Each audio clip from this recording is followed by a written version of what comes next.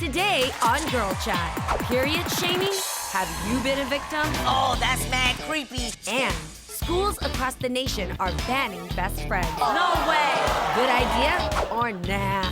I am so interested to hear your guys' answer. Yeah. Then, do you need advice? Who is that? Oh my God, it's Adrienne. We have it for you. Absolutely, Adrienne is back. Girl, what you should do is absolutely. Oh my God, Adrienne. Plus, did you know you could be showering all wrong? We've got the scrub-a-dub dose. Tam, take a cold shower. The reel starts now. This is our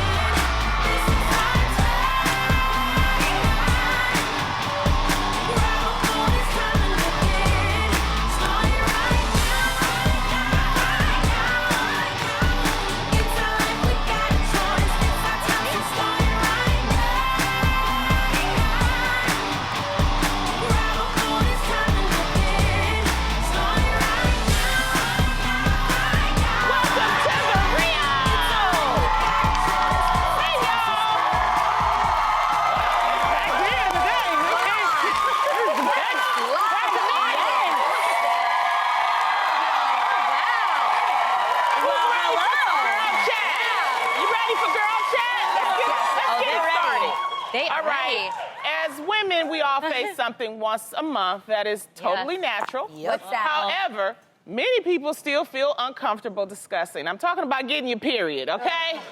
I'm slow, all right?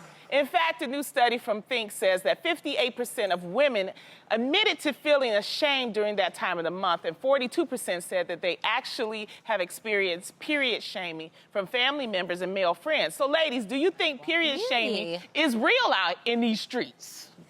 I think it can be real, like, in the workplace if someone's like, oh, she must be on her period. Like, that's just so corny. We're grown. Like, come on. It's not like we just got it yesterday. Yes. Like, at some point, getting your period becomes a normal thing where you actually know how to handle it. You know when it's coming. You know that you might be a little moody.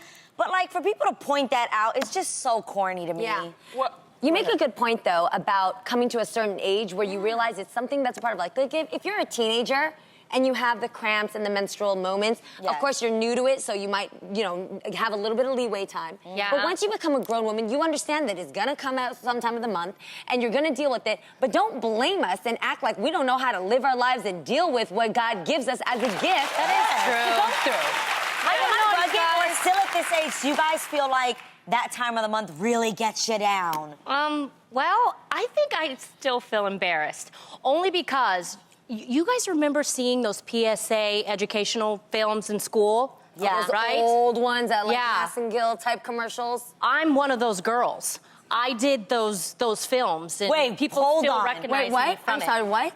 Yeah, so you know when you sit in health class and you see the really old film and you're like, oh my gosh, this is so lame. Do they still roll in the VHS machine?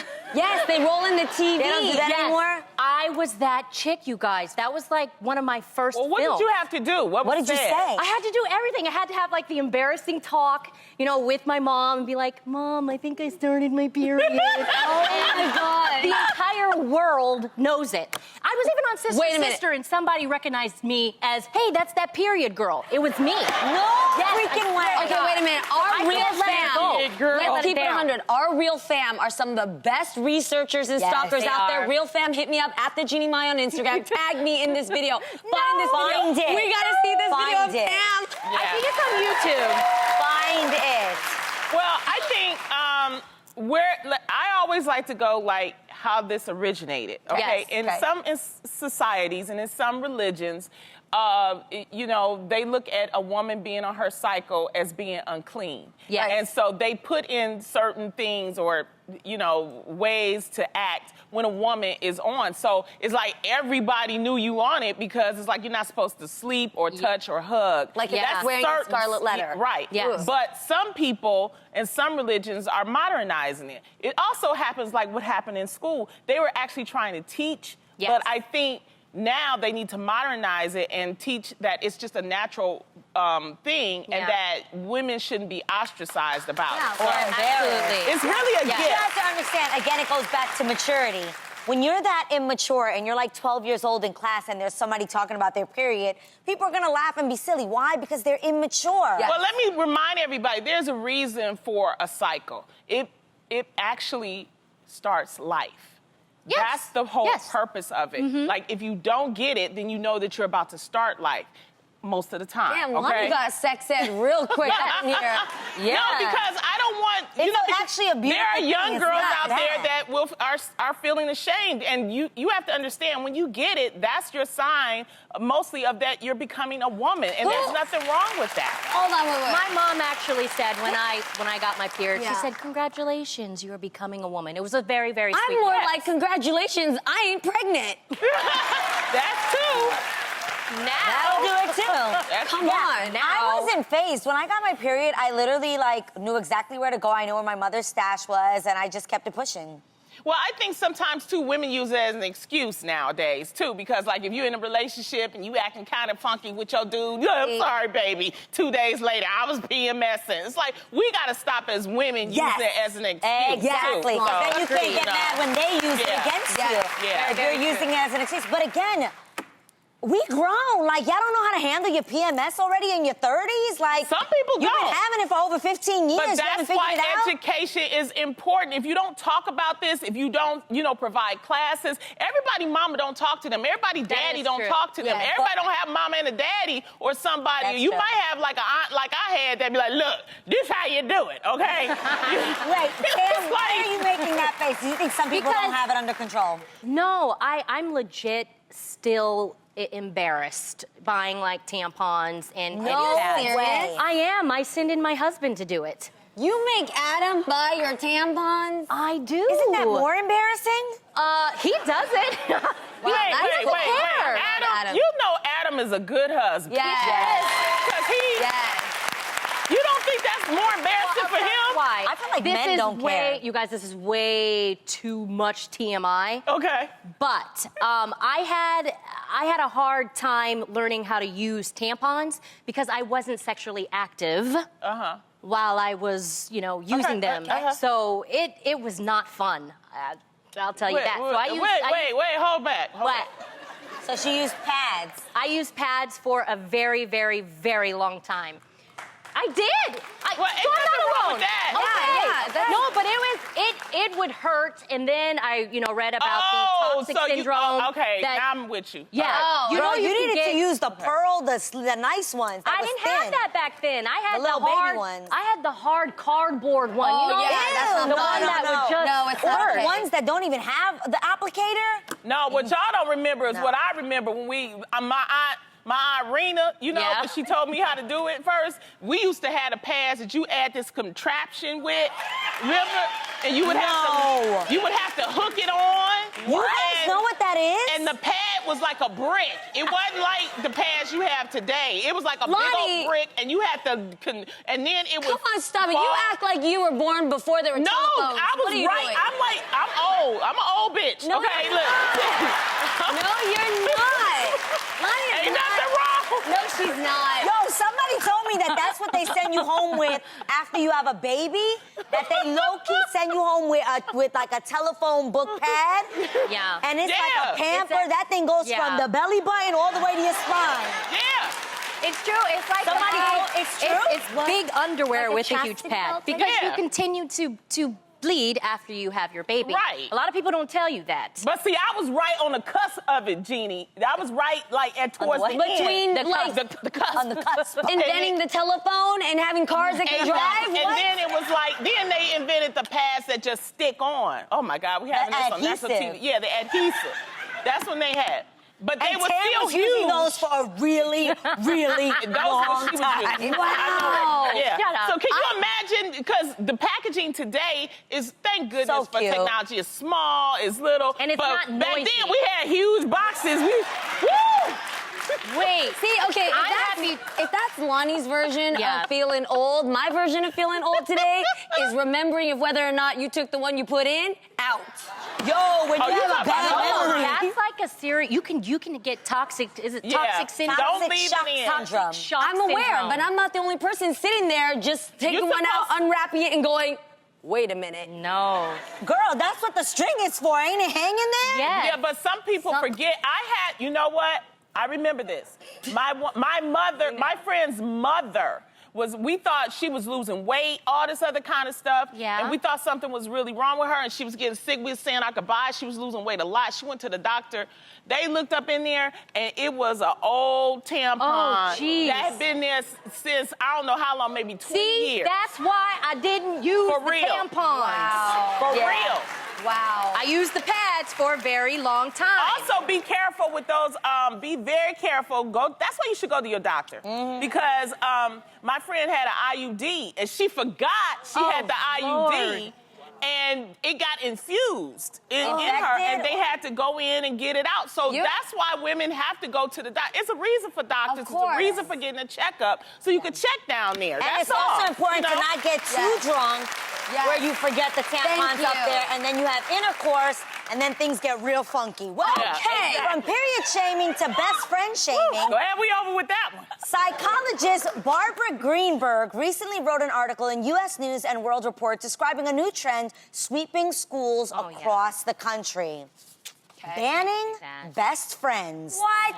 Yes, you guys, this is real. Many schools want to ban children from having, quote, best friends because they feel like children, like a child, if they lose that status afterwards, it could cause them emotional distress, like if you're no longer somebody's best friend.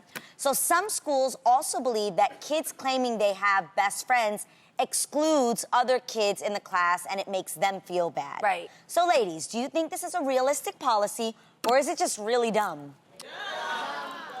I think that's really dumb. I think there's a difference between cuddling and coddling your children. If you coddle your child, You better preach. okay, they're gonna become unsuccessful adults. You have to go through the bad to appreciate the good. Yes. That's called life. Yes. You have to let your children experience life. That's right. The whole purpose of being a parent, tell me if I'm wrong, Tam, is to prepare your children for the life. real Yes, world. absolutely. And if you continue to do that, I think that this is just so dumb on so many levels. Like, you can't protect your children that much to protect them from they feel bad. They actually should get used to there are going to be times in life where someone's going to make you feel bad. Yeah. I can remember... You got to get over it. I remember my first breakup with my boyfriend, and I remember crying on my mom's shoulder. Yeah. You guys want to know her response? What? She was like, "Oh, I'm sorry, honey, but this gonna happen again." Yo, she keeps it real. But she kept it real, and it prepared me, and it did happen Miss again. Darlene don't play. Miss Darlene does not play. I guess maybe, I think, I'm more concerned with cliques in schools. Because that's what I'm more concerned about. Yeah, and that's where it gets dangerous. I don't mind you having friends and everything, but when you have these certain cliques and you see one child sitting over there by themselves all the time and they don't have any friends, I hope that schools look at that more so than, okay, it's a best friend situation. Yes. Well, from being young to growing old, a recent post on the site Girls of a Certain Age asked women how honest they are with people about their age. So some people said that they took pride in their age, and one woman even saying she rounds up so that people will think she looks good for her age. That's smart. Okay. Another woman admitted to simply not correcting people if they think she's younger than she actually is. So ladies, should age be a source of pride for a woman, or is it something they should hide? Well, I'm proud. What did you guys say? Pride. Pride. Okay. Baby, Give it up loud to and our proud. audience. Yes. You better say that. Okay. Let's be real, though. When it comes to certain finances, the problem is there are certain industries that actually ostracize women for their age, especially in this industry, Hollywood. in Hollywood, in corporate America. So, you know, I'm like this. If you got to make your bread and you got to put them digits down, put those digits down because you got to do what you got to do, you know? No, there are people that don't I know work. what you're saying. I know. They can't get work. What Lonnie's Especially describing as a is woman, there too. is kind of a shelf life in Hollywood as one of the industries. And many corporate other- America. And tech industries too. I know that my dad, he's pushing like late 60s, but he's such a good engineer. He sometimes questions if he should tell people his age because people will then assume a man in his 70s is already going too old to work at his company, but he's more out of touch. If you're doing marketing, they're like want young hip people that are like connected and socially savvy, social media savvy. This is why I really love one of my, who I look up to when it comes to aging women, and it is my own Mama Mai. Because Mama Mai, truly, she really does live a life where she's went through so much heartache and stress back in Vietnam that she's learned today after pushing out 3 kids, raising them to be beautiful people who love and are in the family. She knows to just be free of burdens and free of stress. And so she, you know, even though people compliment her for being young, she just, you know, she knows that the Asian, no raisin. Yeah. And so she knows that we look young because we're happy, and that's it. And I think we can don't hide it. I think we can help to make this not so much of an issue. If women that are like at certain positions, at you know, whether it's industry, whatever, hire women based no matter on what. Women have to help women get out of this situation. That's what I'm saying. It's true. So true. Yeah, like if you are a woman in power, hire a woman of an older age. I even love that CoverGirl did that. Yeah. CoverGirl hired the woman, she was in her 60s, to be a model. And I thought that was incredible, but it is so true that we can help each other out and go against the stigma of like, oh, if you're older, you know, you're washed up or whatever the case may be. That is not true. I think women aging gracefully, there's nothing sexier. I agree. Woman. No, honestly, that grown woman sexy thing is real. I have the opposite effect. I think for so long, I've looked so young. There are still people to this day that are like, oh my gosh, I'm so shocked. I can't believe you have 2 kids. Guys, I'm almost 40. I've just been blessed with very, you know, like youthful, young skin. And like I'm almost 80, so I'm still working. Do you remember being a kid and getting yelled at by your mom and dad? You guys remember? Yes. Oh, it's in my mind too. Yes. Well, according to Redbook magazine, parents today just don't understand. The magazine recently released their list of, quote, things parents used to say that would shock millennial parents. Things are different now, I'll tell you that much. For example, if you were fighting with your brother and sister, your parents would simply push you guys out the house and say, go fight each other outside. Anybody's parents do that? Yep. Go to the backyard and do that out there. Or if you were upset and crying, instead of giving you a hug, they'd simply say, stop crying or I'll give you something to cry about. Right? We all had that. So, ladies, what old school sayings do you remember your parents saying to you growing up? I brought you in this world and I'll take you out. My mother used that one all the time. Really? Yes. My mom used to say, fix your face or I'll fix it for you. No way. Yes, that's a good one, too. I think it's weird to me today that back then it was more common to get spanked. Today, people don't touch their kids, which I think is amazing. I don't know that life. So for me, back then, like, it's not from Vietnamese women, moms sometimes, especially mine, it's not what they say, it's what they said they would do that they didn't do. For example, if I came home late after curfew, and my mom would be like, you're late. Why you come home so late? And I'm like, Mom, I'm so sorry. You know, I would make up some lie or whatever. Okay, come in the house. And I would say, no, you're gonna hit me. I know you're gonna hit. I don't hit you. Just come in. Hurry up, come in. And so you walk in the door and you're like, okay. And as soon as you pass by,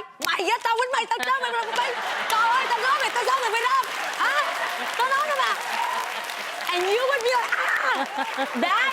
that was my life. I'm not gonna hit you. No. Come in. See, my life was, remember when we could play outside? Remember, they used to let us go outside and play. I was raised in New York Until City. the street lights. Outside was the concrete jungle of New York. Yeah, but see, we could go outside in Detroit. We would go outside and like my mom would say, you know what, come home when the street lights come on. That's when you could come on and you'd be looking for the street lights. It ain't on yet. I get to play some more, you know, because we didn't have watches, we didn't have phones back then. It was just a simple time and we had a good time. Something else my mom used to always say, like if I didn't eat something, you know, there are people in Africa starving. Always. Well, send it to Africa then. Yeah, you're like, send this food over I there. was a smart little girl. I used to get hit a lot. Right? Yeah, I was smart I think aleck. that's the biggest thing to me today, is just that parents don't do that anymore. No, Oh, and my mom- that's the difference. My mom still will tell me till this day, I will still slap you up. She does not care. Like, I could be a grown woman, and if I get out of line, my mom has no problem just backslapping me in the middle of nowhere. There was But a saying. I started getting to the point where I was like, you know, I asked why. She just like, because I said so. That And was like, another one. Or you're not too old for me to put you over my knee and Yes. slap you or something like that. Yeah. Well, yeah, I'm not going to say that. My mom might get in trouble. Back in the day. Oh my God. Back in the day, I remember I talked back at my mom. And nowadays, you see kids talking back at their mom all the time. Oh my gosh. I went to school with her handprint on my face. Yes. Yeah. Yes. I remember when I was about 14, I was in the elevator. Me and my mom we're in the elevator, and I said something to her, and I was 14, y'all. Remember this, okay? Yeah. And my mom came at me, and I did this, The day and I you blocked her. The Yeah. day you blocked, man. In You my told mind, me I was this so story. scared. I was like, oh, I done did it. I done blocked this. She about to go off on me, right? Yes. She looked at me. She said, now you becoming a woman. I can't hit you Really? anymore. Because she knew I was defending myself. And Got that's it. when our relationship changed to a whole different type of relationship. She started talking to me. She started explaining many more things to me. And she started treating me, I felt like, as a young adult. And she realized I wasn't her little girl anymore. I was always going to be her daughter, but I was not her little girl anymore. Oh, Chad. Okay. Ooh. That sound can only mean one thing. It's the Reels Hotline Bling. Look at this beautiful smile here. What's your name, baby? Taylor Harrison. Hey, Hi. Where are you calling us from? I'm from Atlanta, Georgia, but I go to school at Auburn University in Alabama. All right. Good for you. What are you studying there, sweetie? I'm studying journalism and picking up a Spanish minor as well. All right. Smart. Hablas español. Well, Taylor, Sí. since you're with us, how do you feel about playing a quick round of shout rages? Oh, you know I'm down for it. All right, love girl. this. I believe in you. Okay. All right. As soon as we read you the topic and we say go, you'll have 30 seconds to guess as many items as you can that are on the list. If you can get at least 3 right, you'll win a prize for yourself and our entire studio audience. You can do this. No pressure. No pressure. Do you think you can do this? Oh, I got it. I got it. All right. Okay, Taylor, your topic is, you ready? Right. Jobs that get tipped. And Okay. go. Waiters, cashiers, drivers, Tell her what you got. Keep going. Keep going. we're trying to think, Tips. Tips. like people who work at desk, That work out where? I'm trying to think, Girl, what else? Your I'm nails. sorry. Oh, nail technicians, Yes. hairstylists. Something else that Make it rain, make it rain. involves a pool. Strippers. Time's up. Time is up. Time is up, Taylor. Okay, tell her what she got and what she didn't get. Okay, what you got was you got waiter, waitress, taxi driver, hairdresser, stripper, and nail tech. What you missed was bartender, Oh, wow. a housekeeper, a hotel maid, Okay. pizza delivery, Yes.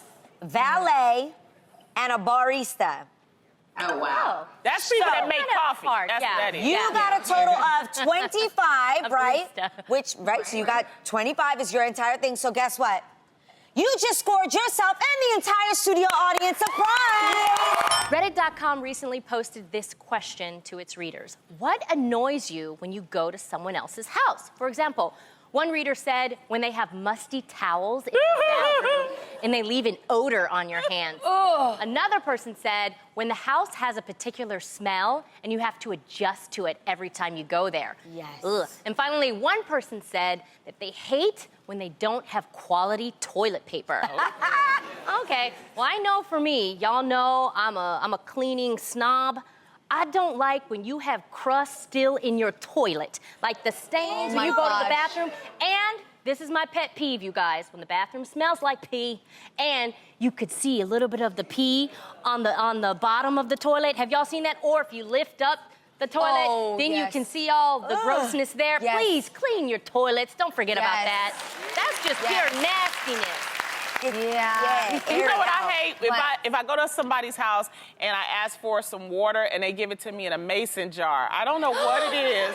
No, That's so cute. you would get that at my house. No, I don't like, You don't like that, First of all, I want bottled water. I want some bottled water, or I want to see the water come out your refrigerator. But I don't want it in a jar. I want it in a glass, or I want it in a bottle. That's just me. It's just something about, I just feel like it's still jelly. Lonnie's sitting up here I lying. prefer a bottle of water, and I'm going to tell you why, because this was my thing. Okay. Have you ever drank water out of a glass, and you know your nose goes Oh, in and the it glass smells. like Yeah. this, and you can smell the dirty rag? Or an old sponge, and it's, especially if you're drinking water, everything you smell is almost what you're tasting when you drink water. So you're like, and you just sniff it. Oh. That is so nasty. Please get fresh rags or fresh sponges when you're doing your dishes. Because you don't realize that. Yeah, I would Lonnie, prefer just a bottle of water. Mason jars are cute. Yes, They're trendy now. Have you ever They given? really are. Have you given Lonnie water in a mason jar? No, all when the she time. goes, all the time. She's talking I'm about just you. now finding out about it. But what?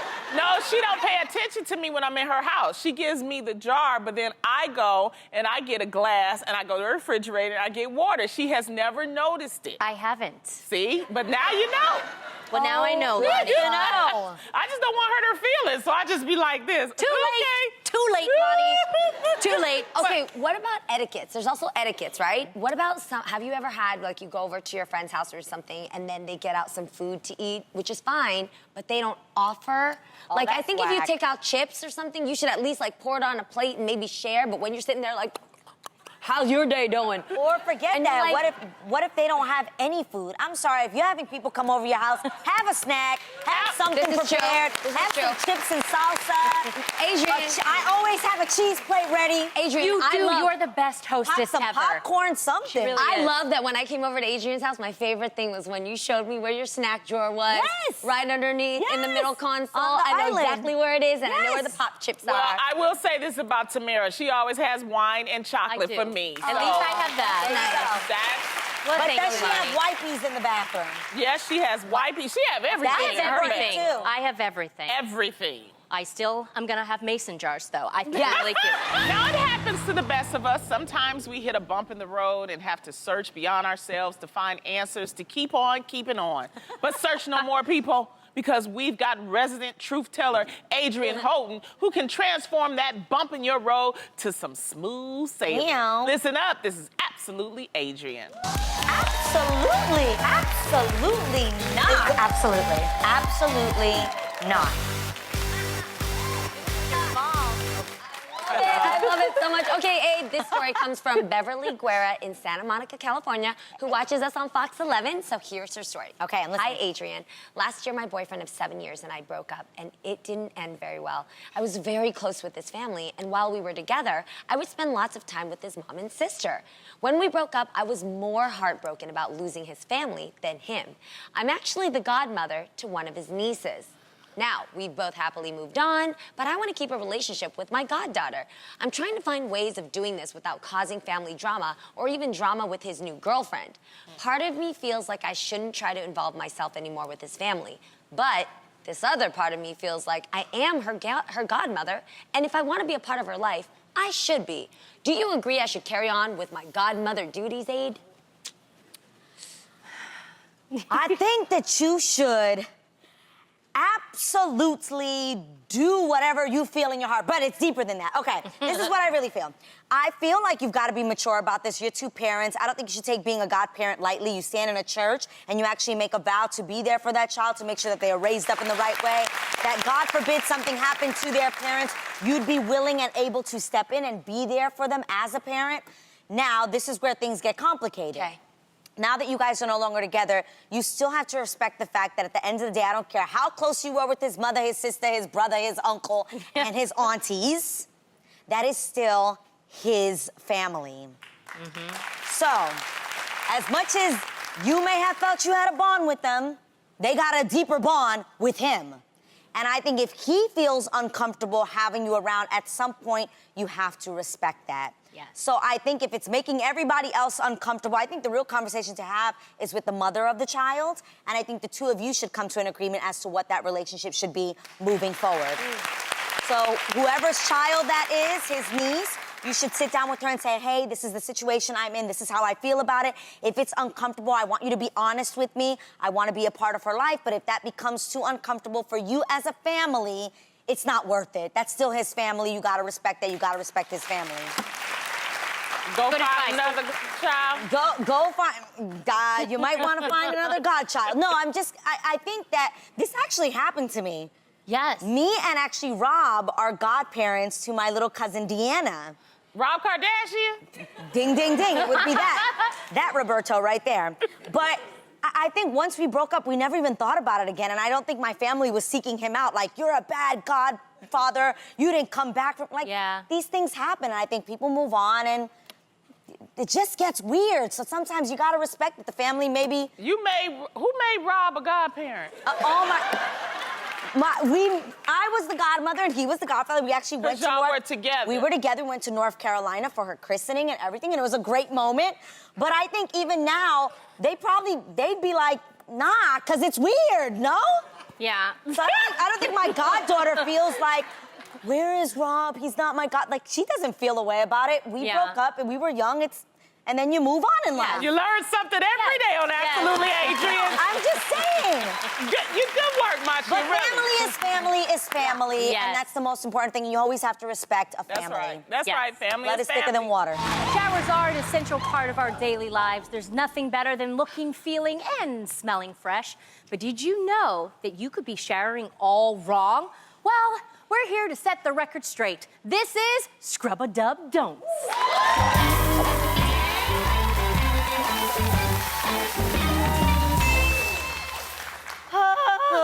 So today we're playing a very high-stakes version of true or false. Okay, get this, you guys. We're going to each ask each other various shower-related questions, and we will hold up the paddle with our answers. See? False, true, true, false. The catch, take a look above us, and you will see 4 buckets suspended over our heads. Oh my God. 3 of those buckets are filled with confetti, and 1 is filled with water. And we have no idea which is which. So if we get the answer wrong, a bucket is getting dumped right on our heads. Oh my God. Who thought of this game? I don't know, but we gotta play it. So, Tam, what? I hope you've been studying up on your shower facts because the first question is for you, Pumpkin. Okay. True or false? Okay. It's better to wash your face in the shower than out of it. Oh my God, Tam, get it right. I don't know this. Get it right, think. Okay, True or false? Can you repeat the question? Yes. It is better to wash your face in the shower than out of the shower. Better to wash your face in the shower than out of the shower. I'm gonna say false. Is she correct? I would have got that wrong. Good job. The water that you shower in will typically be much hotter than what you've washed your face with at the sink. And that high temperature can dry your skin out very quickly, so it's best not to wash your face in the shower. I would have got that wrong. Oh my God. Sure. I wash my face in the shower, brush my teeth in the shower. And me too. Damn. Okay. Lonnie, it's your turn. You ready? Okay, No. true or false? When you're in the shower and you want to shave and wash, you should store your razor and loofah out of the shower and only bring them in when you need them. True or false? What was the answer? So, when you're in your shower, should you store your razor that you use to shave your legs and your loofah you use to exfoliate your body outside of the shower so that when you need it, you bring it in and then you store it back outside, or should you leave it inside with you in the shower? Oh, God. Ooh. Okay. No, you have to stand right there. Don't you dare. True, okay. true. Ready? Is she right? You gotta stay. Lonnie! You can't play like that. You have to stay right under. You gotta be fair. there. Damn. I got a Robbie Rogers wig on. I ain't getting it wet. Can't even. All right, so she stayed dry. There are plenty of nooks and crannies in your razor that make perfect spots for bacteria to hide. And the only problem is that it'll get worse when the razor is sitting in a warm, wet environment. So because the shower can be a bacteria and germ magnet, it's best to change your loofah often to make sure that you hang it in a good spot out of the shower and let it dry properly. Okay? All right. Cool. All right. Jeannie? Yes. It's time. Okay. All right. Ask an easy one. Here we go. True or false? Okay. We all want to have the softest, smoothest skin around, and exfoliation, which is derived from the Latin phrase exfoliate us, which means to strip of leaves, is a term that describes any process meant to remove dead skin flakes from the body. Speaking in general terms, when it comes to exfoliating, there are two main categories to know about: mechanical and chemical exfoliation. While the specific process of exfoliation you will choose depends on the materials and the area of focus you are exfoliating, you'll find that each technique is very similar, so you should exfoliate every day. True or false? Don't you dare ask me to say it again. True or false? True or false? Exfoliate every day. Okay, exfoliate every day. True or false? Exfoliate every day? No, you should absolutely not exfoliate every day. Your body has... You only need to exfoliate once a week. You only need to do it once a week. Doing it more than that is overkill, and I mean that literally, because you are killing off the skin's defense system as you exfoliate. Ain't nobody trying to be dry in these streets. Moisturize. Okay. All right, Aid. Come on, down to you. Hit her, Tam. All right, listen very hard. I really think you can get this right, okay? True or false? When comparing cold and hot showers, everyone has start their... again. I said ay, and I missed what you were saying. Okay, true or false? When comparing cold and hot showers, everyone has their own opinion, but it's actually better to take hot showers and avoid cold showers. Taking hot showers can not only make you feel warm and toasty, but they also have proven healing powers. True or false? That sounds so wrong. I don't know why. I'm gonna say that is, oh, Jesus, no. I'm gonna brace myself. Stay right there. It's false. You got it right. Showering with cold water can actually be really great for your skin and hair, and 30 seconds under a cold blast is all you really need to see a difference. A quick stream of cold water can also improve your immune function, increase your metabolism, and increase the amount of stress you can handle. Okay, wait a minute. I think we need to be real. I think we need to be real, and we need to let these buckets go over us no matter what. That's what I think. No, wait. What are you doing? I'm gonna test production. I want to see. Production, y'all put us in this. We women, right? We will. Right? Let's do it. Oh my God.